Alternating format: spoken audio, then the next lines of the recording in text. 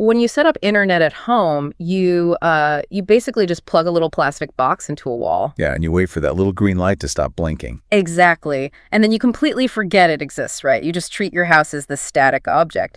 But try taking that exact same expectation and, applying it to a multi-million-dollar floating metal fortress. A fortress that is constantly moving, by the way. Right. Moving, getting pounded by salt water, and traveling hundreds of miles offshore. Suddenly getting a Wi-Fi signal isn't about, just buying a router. It's this massive engineering hurdle. It really is. It's a completely different ballgame. So today, for you listening, we are looking past that basic consumer price tag of Starlink. We really want to uncover the true layered economics of outfitting a vessel with high-speed internet. And we're drawing our insights from an incredibly detailed 2026 pricing guide published by Marine Data Solutions. It's titled, How Much Does Starlink Cost for Yachts? And it's a fascinating area to explore because, we so rarely think about the physical reality of keeping a moving object connected to the rest of the world. We're just so used to the consumer price tag we see on a billboard. Yeah, exactly. But maritime connectivity, it operates in an entirely different universe of variables. Okay, let's unpack this. Because outfitting a boat with internet is wildly different from setting up that router in your living room.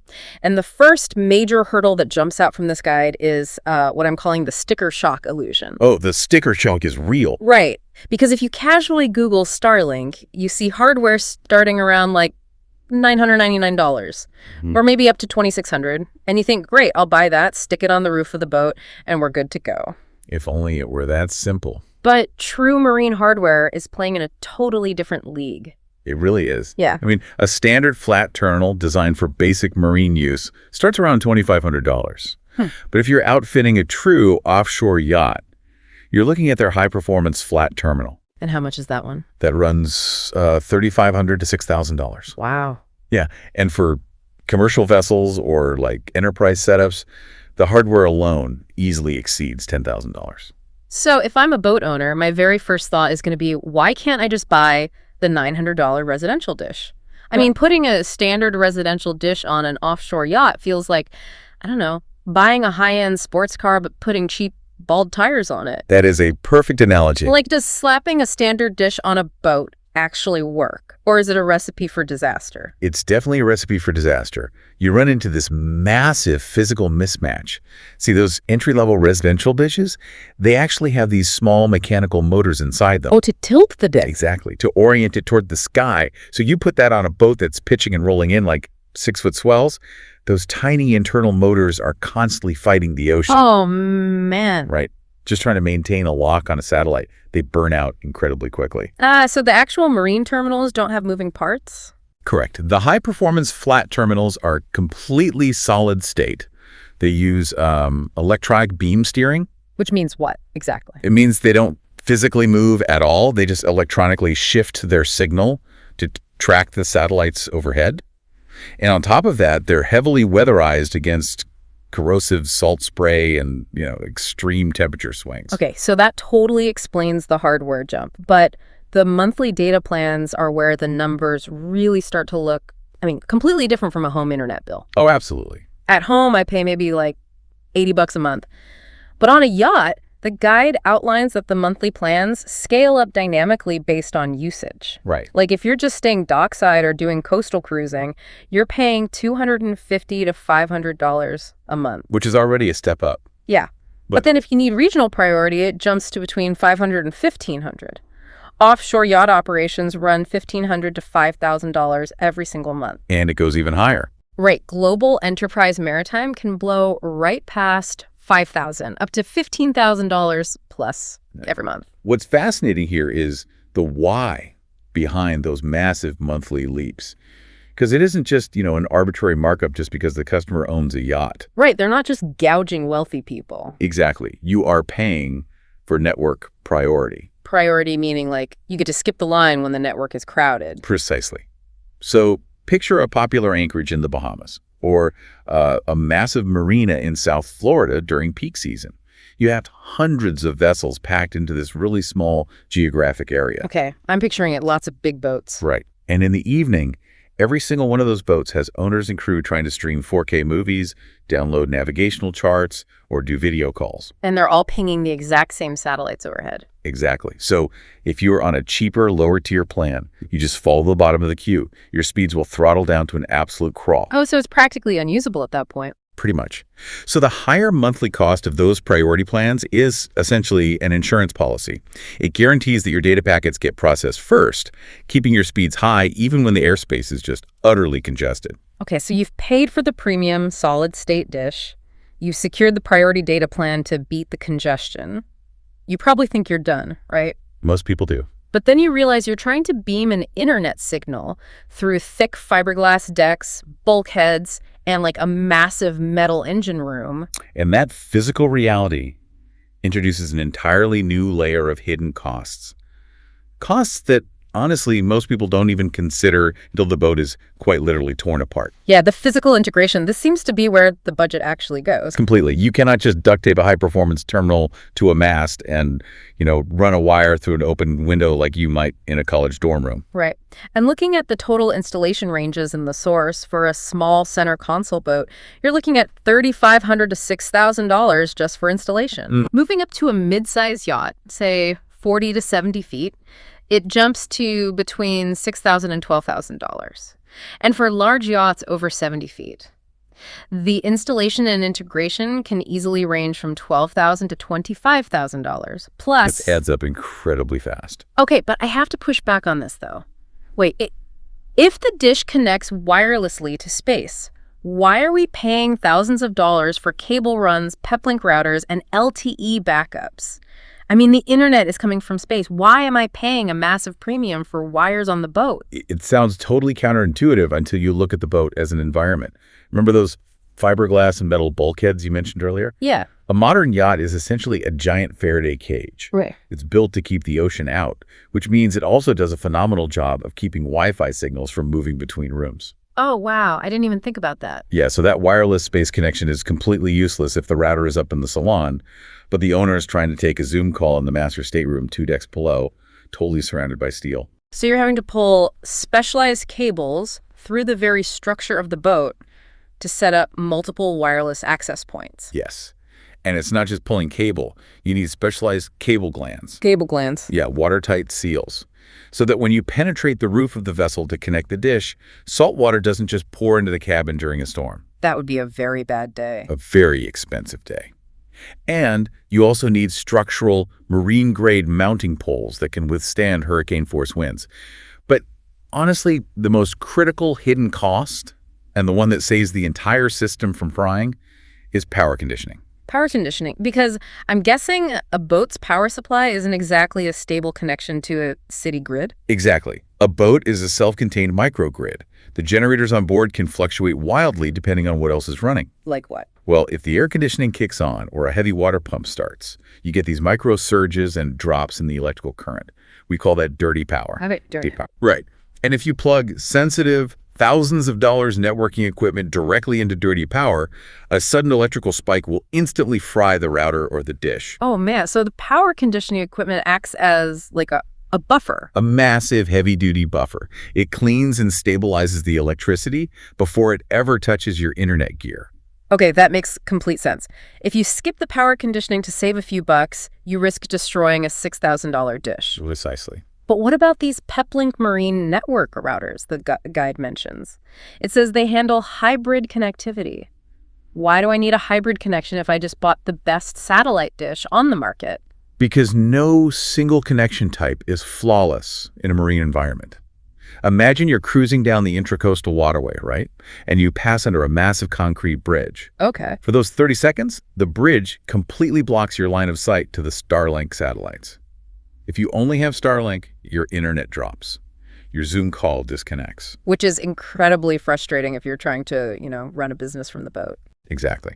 And this is where a marine network router, like the Peplink systems mentioned in the guide, really earns its keep. It takes multiple internet sources. Like what else besides Starlink? Like your Starlink dish, obviously, but maybe also a cellular 5G or LTE antenna on the mast, and maybe even a marina's local Wi-Fi. It manages them all simultaneously. Oh, so it just juggles them. Exactly. So when you go under that bridge and the satellite drops, the router instantly and seamlessly fails over to the 5G cellular connection. The transition is so fast that the person on the Zoom call never even sees a stutter. Wow. Yeah, that level of professional network integration is really what transforms a basic install into a robust, commercial-grade marine internet system. Okay, so hearing all of this, the high-performance solid-state dishes, the priority FastPass monthly plans, the watertight cable glands, the power conditioners, and the seamless failover routers. To you listening right now, a $25,000 installation bill might sound like an absolute mind-boggling luxury. It sounds like a ton of money. It does, but here's where it gets really interesting. To understand why yacht owners are practically throwing their money at marine installers for this technology, we have to look at what they were enduring before LEO satellites came along. So the historical context is everything here. Yeah. Because $25,000 for a flawless, high-speed maritime network is an absolute bargain compared to the legacy systems. Yeah, the numbers for legacy satellite systems, specifically VSAT, are staggering. The guide points out that those massive traditional white domes you used to see on the top of every super yacht. The ones that look like giant golf balls. Exactly. Those legacy VSAT systems cost between $25,000 and over $100,000 just for the hardware. Just to get the equipment onto the deck. And then the monthly costs, $3,000 to over $20,000 a month. It's hard to even wrap your head around. And the real kicker. For $20,000 a month, you were getting speeds of maybe 1 to 20 megabits per second. It was essentially dial-up speed. Yeah. But, at the cost of a luxury car payment every single month. It's literally like paying the mortgage of a mansion just to get 1990s AOL internet. I mean, even the L-band satellites, which were the slightly cheaper option, cost $5,000 to $20,000 for hardware and up to $3,000 a month, purely for painfully slow, low-speed data. Yeah. And now Starlink comes along and delivers 50 to 220 megabits per second for a fraction of that cost. If we connect this to the bigger picture, you are looking at one of the most complete technological disruptions of a physical space in modern history. The reason those legacy VS systems were so wildly expensive yet so slow comes down to orbital physics. Orbital physics. Okay, break that down for me. Well, those legacy systems relied on geostationary satellites. Meaning satellites that sit in one fixed spot above the Earth. Right, but that spot is 22,000 miles away in space. Wow. Because the signal has to travel 22,000 miles up and 22,000 miles back down, you inherently have massive latency, that delay between clicking a link and the page actually loading. Makes sense. But the bigger problem was the boat itself. You have a target 22,000 miles away, and you're trying to shoot a signal at it from a boat that is pitching, rolling, and spinning in the ocean. Which requires an insane amount of mechanical precision. It's like trying to keep a laser pointer perfectly steady on a target a mile away while you are, riding a mechanical bull. That is a perfect way to visualize it. And to achieve that, those massive VSAT domes contained incredibly complex, heavy, highly calibrated physical motors. They were constantly whirring and spinning the dish inside the dome just to compensate for the movement of the waves. So lots of moving parts to break. Tons. The hardware was custom built, highly prone to mechanical failure, and insanely expensive to maintain. But Starlink and other low Earth orbit or LEO networks completely changed the geometry of the problem. They changed the geometry and the manufacturing model. See, LEO satellites are only about 300 miles above the Earth, not 22,000. Oh, wow. That's a huge difference. Right, so that solves the latency issue instantly. The signal travels a fraction of the distance. But more importantly, because there's a massive constellation of these satellites constantly moving overhead, the boat doesn't need to mechanically track a single fixed point in the distance. Because it's using that flat phased array antenna we talked about earlier? Yes, a phased array antenna is essentially thousands of tiny antennas flat on a board. By slightly delaying the signal to different parts of the board, it can electronically steer the radio beam across the sky in milliseconds. That's incredible. It instantly tracks one satellite until it drops over the horizon and then immediately locks onto the next one. No spinning domes, no mechanical bowls. And because there are no moving parts, they can mass produce them, right? Exactly. They are rolling these flat panels off assembly lines instead of custom building delicate mechanical domes. And that mass production, combined with the LEO architecture, has turned what used to be a massive luxury expense into an affordable utility. It completely democratized maritime connectivity. A small commercial fishing boat can now have better internet than a super yacht had 10 years ago. To bring this out of orbital physics and back down to the water, Marine Data Solutions actually provides a concrete, real-world case study in their guide. They break down what this actually looks like for a 60-foot motor yacht. I love this example. This really helps crystallize all those layered costs we just dissected into a practical, actionable budget. So picture a 60-foot motor yacht prepping to travel from Florida down through the Caribbean, and the connectivity needs on board are serious. Yeah, they usually are on a trip like that. Right. The owner needs to run a business and take video calls. The guests want to stream 4K movies in the salon. And the crew needs their own connectivity down in their quarters to stay in touch with their families. It's a very standard, highly demanding scenario where failure isn't really an option. Right. So looking at the typical project budget outline for this exact scenario, the upfront cost starts with that high-performance Starlink terminal, which is $2,500. Then you add the marine-grade mount and the specialized waterproof cabling, which is $800. Gotta have the watertight seals. Exactly. Next, you need that hybrid connectivity failover we discussed. So they include a PepLink router with an LTE backup module, which comes to $1,200. And finally, the installation labor to pull the cables, seal the glands, and configure the network, which is $2,000. So you add all that up, and the total upfront cost is roughly $9,800. And then for the monthly service for that specific Florida to Caribbean offshore route, they are budgeting $1,500 to $2,500 a month. And that's for a priority maritime plan to ensure they bypass the congestion in those busy anchorages. It is also worth noting how the business model of installation is adapting to this. The source mentions that Marine Data Solutions offers a promotion for locals in South Florida, where 10% of the equipment price is actually applied toward professional installation. Which is a really smart way to incentivize boat owners to actually use professional labor. Oh, totally. Instead of trying to drill holes in their own fiberglass roofs to save a few bucks. But looking at that comprehensive breakdown, the hardware, the mount, the router, the labor, why is it so critical for an owner to budget this way in these distinct layers instead of just hunting for a single all-in-one price? It is fundamentally about managing expectations in engineering reliability from the ground up. If an installer just tells an owner, hey, the system costs $2,500, the owner writes the check and just expects flawless internet. Naturally. Right. But when they pass under a bridge and the Zoom call drops because they didn't have a hybrid router, or a generator spike fries the dish because they didn't install power conditioning, the owner blames the Starlink equipment. They assume the space internet is broken when really the boat's internal network just wasn't built to handle it. Yep. Exactly. By building the budget in layers, first identifying the correct hardware tier, then calculating the data plan needed for their specific route, then integrating the marine network equipment, and finally factoring in professional installation, you align the physical reality of the boat with the technical demands of the users. It takes the guesswork out of it. It does. The step-by-step approach prevents nasty surprises.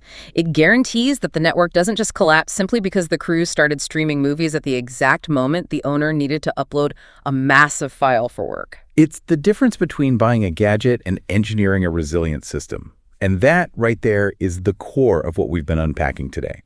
For you listening, whether you manage a fleet of commercial ships, whether you are dreaming of outfitting a center console boat for weekend fishing, or honestly, even if you never set foot on a yacht in your entire life. Which is most of us, let's be honest. True. But this breakdown is a masterclass in how disruptive tech filters down into the real world. A new technology doesn't just change a price tag. It completely resets the performance baselines and the infrastructure expectations of an entire global industry.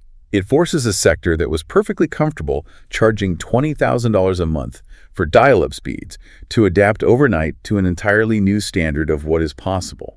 And this raises an important question. It really does. Because we started this deep dive talking about the comfort and simplicity of your living room router and how a boat is this wild, unpredictable environment that used to be totally isolated. Very isolated. But if low Earth orbit satellite networks are making high-speed, flawless internet this reliable and relatively affordable, even in the most remote oceans on Earth, how long until this level of constant, inescapable connectivity changes the very nature of getting away from it all on a boat? If you can seamlessly take a Zoom call from the middle of the Atlantic, have we essentially eliminated the last true offline sanctuary? Something to mull over the next time you look out at the water. Thanks for joining us on this deep dive.